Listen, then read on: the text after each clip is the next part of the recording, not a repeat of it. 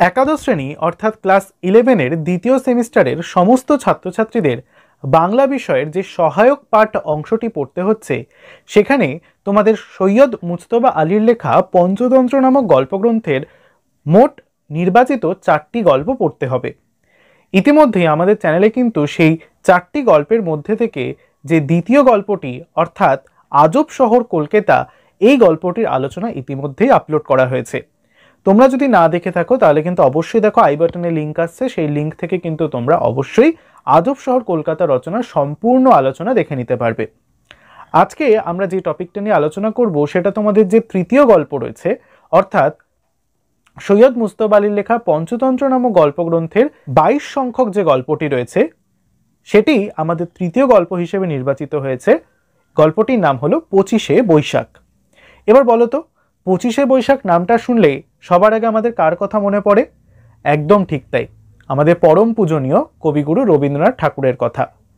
এই রবীন্দ্রনাথ ঠাকুরকে নিয়ে সৈয়দ মুজতবা আলীর যে চিন্তাভাবনা, তাই কিন্তু তারই রম্য রচনা বা প্রবন্ধে প্রকাশিত হয়েছে। আজকে আমরা সেই প্রবন্ধ গ্রন্থটা নিয়েই আলোচনা করব। নমস্কার বন্ধুরা, বাংলা ক্লাসেস বাই জিৎ চ্যানেলে তোমাদের সকলকেই স্বাগত জানাই। ভিডিওটা শুরু করার আগে একটা অনুরোধ, ভিডিওটা ভালো লেগে থাকলে অবশ্যই ভিডিওটিকে একটি লাইক করে বন্ধুদের সঙ্গে শেয়ার করতে ভুলবে না। চ্যানেলে যদি নতুন হয়ে থাকো তাহলে অবশ্যই চ্যানেলটিকে সাবস্ক্রাইব করে পাশে থাকা বেল আইকনটি প্রেস করে চ্যানেলের সঙ্গে থাকবে। তাহলে চলো দেরি না করে আমরা মূল আলোচনার দিকে এগিয়ে যাই। দেখো, তোমাদের সামনে তোমাদের যে বইয়ের পিডিএফটা রাখা রয়েছে সেটা অবশ্যই কিন্তু 25শে বৈশাখ গল্পেরই অংশ। তোমাদের যে টেক্সট বই দেওয়া রয়েছে তোমরা কিন্তু সেটা টেক্সট বইটা সামনে নিয়ে এই গল্পটার আলোচনা বুঝে নিতে পারো। প্রথমেই বলছে, রবীন্দ্রনাথের সাহচর্য পেয়েছিলাম, তাই যদি তাকে ব্যক্তিগতভাবে দেখি তাহলে আশা করি সুশীল পাঠক এবং সরিদেওয়া পাঠিকা অপরাধ নেবেন না। রবীন্দ্রনাথ উত্তম উপন্যাস লিখেছেন। ছোট গল্পে তিনি মোফাসা, চেকভকে ছাড়িয়ে গিয়েছেন। নাট্যে তিনি যে কোনো মিস্টিকের সঙ্গে প্রতিদ্বন্দ্বিতা করতে পারেন। কবিরূপে তিনি বিশ্বজনের প্রশংসা অর্জন করেছেন। শব্দতত্ত্ব সম্বন্ধে তিনি যে গবেষণা করেছেন তার গভীরতা পণ্ডিতদের নির্বাক করে দিয়েছে। তার রাজনৈতিক দূরদৃষ্টি আরও কত বৎসর ভারতবাসীকে নব নব শিক্ষা দেবে তার ইয়াত্তা নেই। আর গুরুরূপে তিনি যে শান্তিনিকেতন নির্মাণ করে গিয়েছেন তার স্নিগ্ধ ছায়ায় বিশ্বজন একদিন সুখময় নীড় লাভ করবে, সে বিষয়ে কোনো সন্দেহ নেই। একটু আলোচনা করে নেওয়া যাক। প্রথমেই 25শে বৈশাখ প্রবন্ধের শুরুতেই সৈয়দ মুজতবা আলী একটি জবাবদিহির সুরে পাঠক পাঠিকার কাছে ক্ষমা প্রার্থনা করেছেন, মার্জনা চেয়ে নিয়েছেন।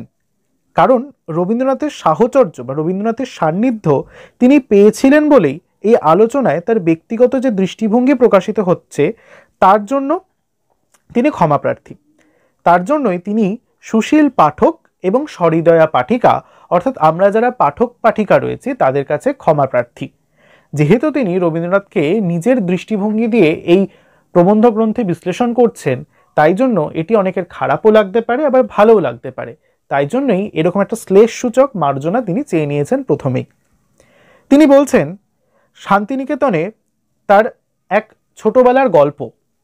যেহেতু সৈয়দ মুজতবা আলী শান্তিনিকেতনের ছাত্র ছিলেন, তাই রবীন্দ্রনাথের সান্নিধ্য থেকে তার শিক্ষার যে সিঁড়ি সেটা অনেক মসৃণ করতে পেরেছিলেন। রবীন্দ্রনাথের সৃষ্টি ক্ষমতা যে বহুমুখী তাকেই তিনি প্রথম এই যে প্যারা রয়েছে তার মধ্যে তুলে ধরেছেন। কারণ তিনি বলছেন রবীন্দ্রনাথ একাধারে বিশ্বমানের ঔপন্যাসিক, ছোট গল্পকার, দরদী নাট্যকার এবং বিশ্ববন্দিত কবিতা অবশ্যই। তিনি কিছু তুলনাও সেরেছেন এখানে। বলছেন রবীন্দ্রনাথ উত্তম উপন্যাস লিখেছেন। ছোট গল্পে তিনি কাদেরকে, মফাসা এবং চেকভকেও ছাড়িয়ে যেতে পারেন, দুজন বিদেশি কবি। এবং নাট্য রচনায় তিনি যে কোনো মিস্টিককে প্রতিদ্বন্দ্বিতা করতে পারেন। এবং কবিরূপে তার যে সৃষ্টি সেটা তো আমাদের সকলেরই পরিচিত। এমনকি তিনি যে শব্দতত্ত্ব নিয়ে গবেষণা করেছেন, ছাড়াও তার রাজনৈতিক দূরদর্শিতা, শান্তিনিকেতন বিশ্ববিদ্যালয় প্রতিষ্ঠা বহু বছর ধরে ভারতবাসীকে নতুন নতুন শিক্ষা দিয়ে যাবে পরবর্তীতে। আমার কিন্তু ব্যক্তিগত বিশ্বাস রবীন্দ্রনাথ এসব উত্তীর্ণ হয়ে অজরামর হয়ে রইবেন তার গানের জন্য।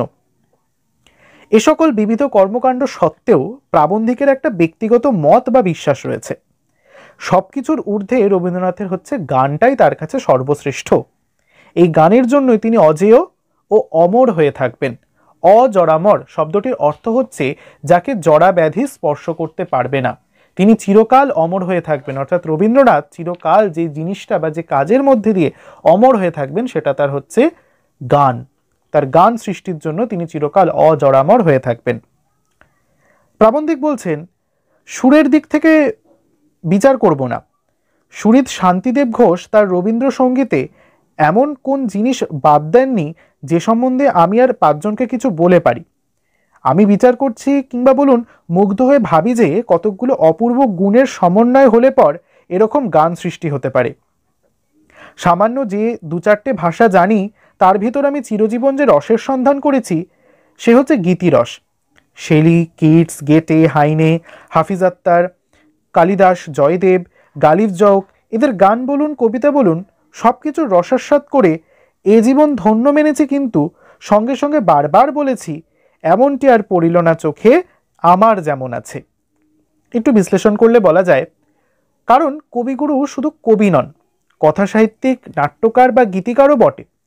জীবনে প্রায় যিনি 2000-এরও বেশি গান রচনা করেছেন, তার সৃষ্ট গান রবীন্দ্রসঙ্গীত হল কথা, বাণী, ভাব, সুর, তাল, লয়ের অনুকরণীয় সংমিশ্রণে সহজ সরল অথচ মর্মস্পর্শী এবং গভীর এক সুন্দর গীতিরূপ, যা চিরস্থায়ী হবে সুরের বিচারে নয়, তা চিরকালীন হয়ে থাকবে ভাষার জন্য। তাই কবি এই প্রাবন্ধিক প্রথমেই বলছেন সুরের দিক থেকে বিচার করব না। এটা আলোচনা প্রসঙ্গেই কবি একজনের নাম তুলেছেন। তিনি বলছেন শান্তিদেব ঘোষের কথা। তিনি রচনা করেছিলেন রবীন্দ্রসঙ্গীত নামক বইটি। শান্তিদেব ঘোষ ছিলেন শান্তিনিকেতনের একজন আশ্রমিক। ছোটবেলা থেকে রবীন্দ্রনাথের কাছে তিনি গান শিখতেন। তিনি একাধারে লেখক, অভিনেতা, নৃত্যশিল্পী, রবীন্দ্রসঙ্গীত বিশারদ। তাই জন্য এই যে গুণী মানুষটির আমরা আলোচনা করছি রবীন্দ্রনাথ, এই রবীন্দ্রনাথের গানকে তিনি নানা দিক দিয়ে আলোচনা করেছেন তার গ্রন্থটির নাম হচ্ছে রবীন্দ্রসঙ্গীত। সেই সব কিছুকে প্রাধান্য দিয়েই রবীন্দ্রনাথের অন্তর্নিহিত ভাবের মূল শিকড়টিকে ধরতে চেয়েছেন সৈয়দ মুজতবা আলী। তাই লিখেছেন কতগুলো অপূর্ব গুণের সমন্বয় হলে পর এরকম গান সৃষ্টি হতে পারে। এই যে অপূর্ব গুণ সেটা কার মধ্যে রয়েছে? অবশ্যই আমাদের রবীন্দ্রনাথের মনে। তাই বলছেন সারা জীবন ধরে আমাদের প্রাবন্ধিক যে সকল রস আস্বাদন করেছেন সাহিত্যের থেকে, তার মধ্যে থেকে গীতিরসই প্রধান বা গানের রসই প্রধান। কারণ শেলি, কিটস, গেটে, হাইনে এ সমস্ত কিছুর তিনি যখন, বা কালিদাস, জয়দেব, গালিব জৌক এদের যখন তিনি গান বা সুর করা কবিতা পড়েছেন, তার মধ্যে তিনি রসাস্বাদ তো করেছেন, কিন্তু তার সঙ্গে এটাও তিনি মেনে নিয়েছেন এমনটি আর পড়িল না চোখে আমার যেমন আছে। এটা না একটা কবিতার লাইন, তোমাকে জানতে হবে। 25শে বৈশাখ প্রবন্ধে এই যে ছোট্ট লাইনটা, মানে কবিতা লাইনটা দেওয়া রয়েছে, সেটি সোনার তরী কাব্যগ্রন্থের পুরস্কার কবিতা থেকে নেওয়া হয়েছে। এটা মাথায় রাখতে হবে। অর্থাৎ এমনটির আর পড়িল না চোখে আমার যেমন আছে, এটার অর্থটা কি? এত কিছু তো কবি পড়েছেন, এত লেখক, এত সুন্দর কবি, গায়কদের গান, কবিতা সবই পড়েছেন, তার থেকে রসাস্বাদও করেছেন, কিন্তু রবীন্দ্রনাথের মতো যে একটা চাকচিক্য, একটা যে রবীন্দ্রনাথের ছাপ, সেটা তিনি কোথাও খুঁজে পাননি। তাই হয়তো লাইনটা বলেছেন এমনটি আর পড়িল না চোখে, রবীন্দ্রনাথের মতো জিনিস আর কোথাওই চোখে পড়ল না আমার যেমন আছে। অর্থাৎ আমার রবীন্দ্রনাথে যা জিনিস রয়েছে এই সমস্ত কবি গীতিকারদের রচনায় কিছুই পেলাম না। তার কারণ বিশ্লেষণ করতে গিয়ে বারবার হার মেনেছি। রবীন্দ্রনাথের গান এমনই এক অখণ্ড রূপ নিয়ে হৃদয় মন অভিভূত করে ফেলেছে, তখন সর্বপ্রকারের বিশ্লেষণ ক্ষমতা সম্পূর্ণ লোপ পায়। কবি বলছেন, প্রাবন্ধিক বলছেন, এই যে কারণ, যে অন্যান্য যে গীতিরস সেটা আহরণ করতে গিয়ে প্রাবন্ধিক বুঝতে পারছেন রবীন্দ্রনাথের গীতিরসের মতো কোনো গীতিরস নেই। তার কারণ যখন তিনি বিশ্লেষণ করতে গেছেন, প্রতিবারই তাকে হার মানতে হয়েছে। কারণ রবীন্দ্রনাথের গান এমনই এক অখণ্ড রূপ নিয়ে হৃদয় মনকে যেন আবিষ্ট করে তোলেছে, তখন সর্বপ্রকারের বিশ্লেষণ ক্ষমতায় লোপ পায়। জার্মানরা যখন লিডার কিংবা ইরানিরা যখন গজল গান একমাত্র, তখনই আমি রবীন্দ্রসঙ্গীত জাতীয় কিঞ্চিত রস পেয়েছি। এত সাহিত্য, এত গীতিরস আস্বাদন করার পর সামান্য কিছু তুলনা এখানে তিনি করছেন। প্রাবন্ধিক বলছেন এই যে রবীন্দ্রনাথের যে গীতির রস, সেটা তিনি একমাত্র কোথায় খুঁজে পান? জার্মানদের লিডার গান এবং গজল গানের মধ্যে, ইরানিদের গজল গানের মধ্যে সেই রবীন্দ্র ঘাসা কিছু ছাপ রয়েছে, কিন্তু পুরোপুরি নয় কিন্তু। তাই একমাত্র সেগুলোর সঙ্গেই রবীন্দ্রনাথের গানের তুলনা করে ঈষৎ বিশ্লেষণ করা যায়। তখন ধরা পড়ে কোন জিনিসগুলো? রবীন্দ্রনাথের গানের অখণ্ড সম্পূর্ণ রূপ।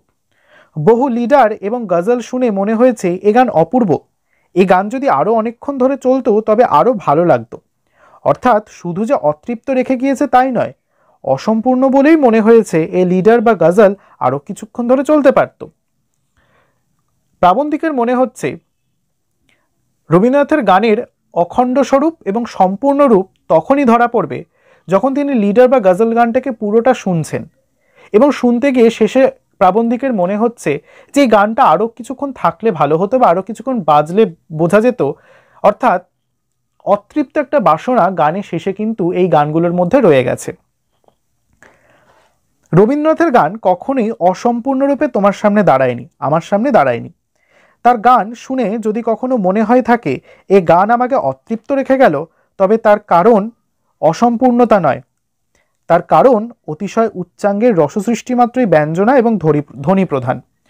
অর্থাৎ রবীন্দ্রনাথের গান এতটাই উচ্চাঙ্গের সৃষ্টি বলে ও ব্যঞ্জনা ও ধ্বনি প্রধান বলে সেই গান কখনো অতৃপ্ত রাখলেও সেই অতৃপ্ত বা অপূর্ণতার কারণ সেই গানের নয়, বারবার শুনে সেই গানকে আত্মস্থ করার বদলে কবি নিজেকেই, প্রাবন্ধিক নিজেকেই বলেছেন সেই উচ্চাঙ্গের সঙ্গীত শোনার বা এই উচ্চাঙ্গের সঙ্গীতের মানে বোঝার ক্ষমতা তখনও তার হয়নি। তাই বলছেন তার কারণ উচ্চাঙ্গের অতিশয় রস সৃষ্টি মাত্রই ব্যঞ্জনা এবং ধ্বনি প্রধান।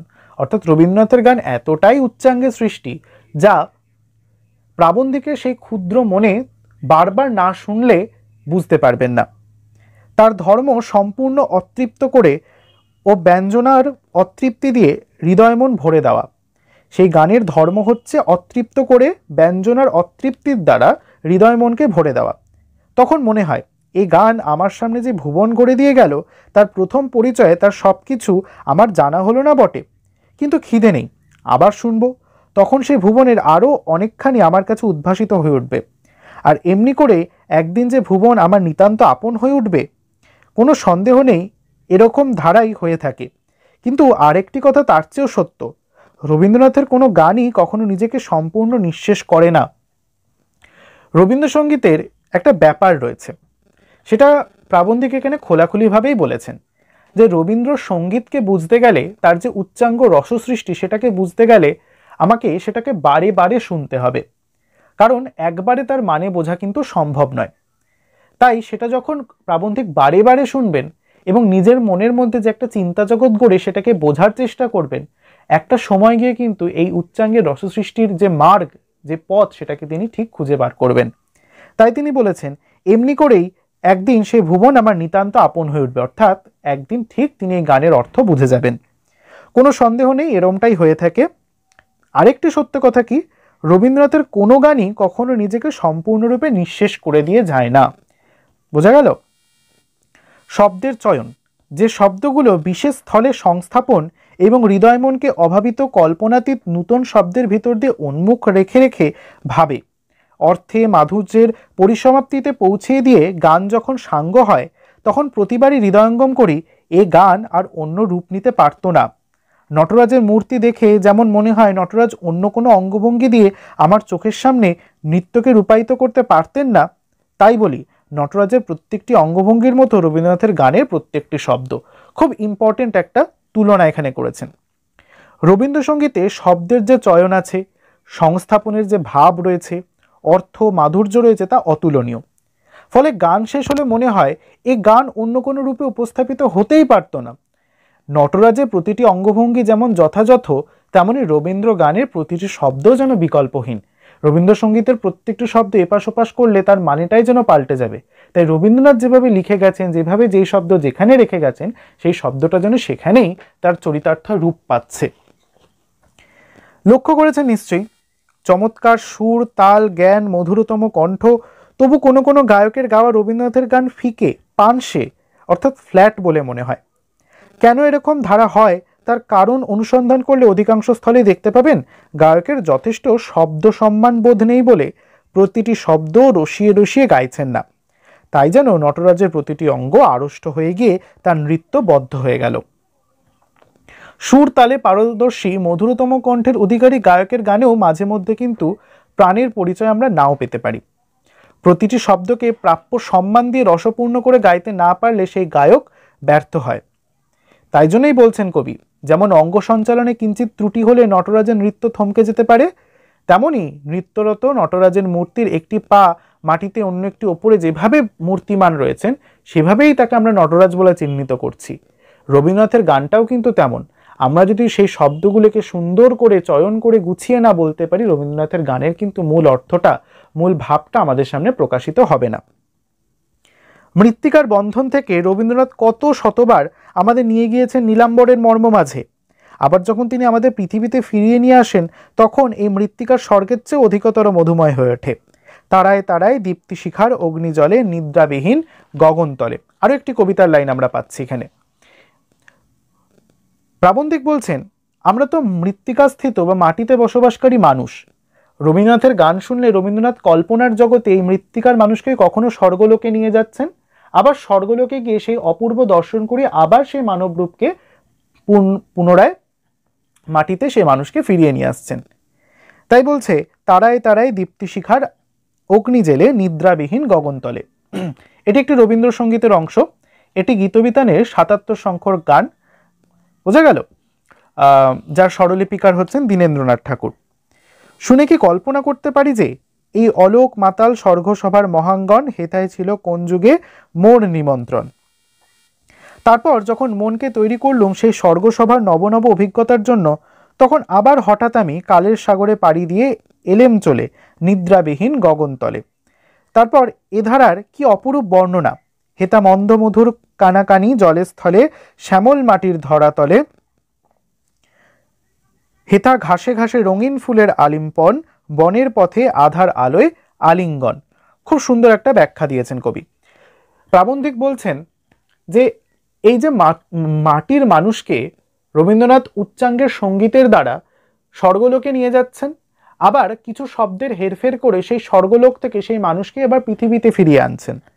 কখনো স্বর্গ, কখনো মর্তে, আপন অজানাতে এই যে মধুর আনাগোনা, মানুষকে দেবতা বানিয়ে আবার তাকে দেবতার চেয়ে মহত্তর করে মানুষ করে তোলা, মাত্র কয়েকটি শব্দ আর একটুখানি সুর দিয়ে এই অলৌকিক কর্ম যিনি করতে পারেন তিনি বিশ্বকর্মা, তিনি মহাত্মা। অর্থাৎ প্রাবন্ধিক এখানে বলছেন যে এই যে সম্পূর্ণ সৃষ্টি, রবীন্দ্রনাথের বাণী বা শব্দবোধ মৃত্তিকার বন্ধন থেকে মুক্ত করে আমাদের নিয়ে যায় সেই নীল আকাশে। আবার যখন মাটিতে ফিরিয়ে আনে, তখন এই মাটি স্বর্গের চেয়েও মধুময় হয়ে ওঠে আমাদের কাছে। তাই এই বিস্তার, গভীরতা ও ব্যঞ্জনাকে বোঝাতে প্রাবন্ধিকার বিচিত্র পর্যায়ের একটি গান কয়েকটি কলি উদ্ধৃত করেছেন আমাদের সামনে। এই যে কালের সাগর নিয়ে এলাম চলে নিদ্রাবিহীন গগনতরে, বা হেথা মন্দ মধুর কানাকানি জলের স্থলে, এরকম কিছু গান উল্লেখ করেছেন। রবীন্দ্রনাথই পারেন মাত্র কয়েকটি শব্দ আর একটু সুরের মাধ্যমে এমন অলৌকিক কাণ্ড ঘটাতে, তাই লেখক তাকে বিশ্বকর্মা মহাত্মা বলে অভিহিত করেছেন। বোঝা গেল রবীন্দ্রনাথের ক্যারিজমাটা কি। রবীন্দ্রনাথ আমাদের জীবনে কতটা জায়গা জুড়ে রয়েছে। প্রাবন্ধিক নিজে যেহেতু, অর্থাৎ সৈয়দ মুজতবা আলী নিজে যেহেতু রবীন্দ্রনাথের একজন পরম প্রিয় শিষ্য ছাত্র ছিলেন, তাই রবীন্দ্রনাথের সঙ্গে তার একটা ভাব বিনিময়ের প্রথা ছিল। তার মধ্যে থেকে রবীন্দ্রনাথকে তিনি যে ব্যক্তিগত জীবনে চিনে তাকে উপলব্ধি করেছিলেন, তাই তার এই 25শে বৈশাখ প্রবন্ধে তিনি তুলে ধরেছেন, যেখানে তিনি রবীন্দ্রনাথের গানকেই সর্বশ্রেষ্ঠ বলে মনে করে রবীন্দ্রনাথকে আমাদের কাছে চিরস্মরণীয় এবং অজরামর করে তুলেছেন। আজকের প্রবন্ধ আলোচনাটি তোমরা কতটা বুঝতে পারলে একটু জানিও। তোমাদের কমেন্টগুলো আমাকে অনেকটা অনুপ্রাণিত করে তোমাদের জন্য ভিডিও তৈরি করার ক্ষেত্রে। জানি কিছুটা দেরি হচ্ছে ভিডিও দিতে, কিছুটা নয় অনেকটাই হচ্ছে। শত ব্যস্ততার মাঝেও চেষ্টা করি তোমাদের জন্য কিছুটা করার। আজকে ভিডিওটা তাহলে এখানেই শেষ করছি। দেখা হচ্ছে পরের ভিডিওটিতে। সকলে ভালো থেকো। টাটা।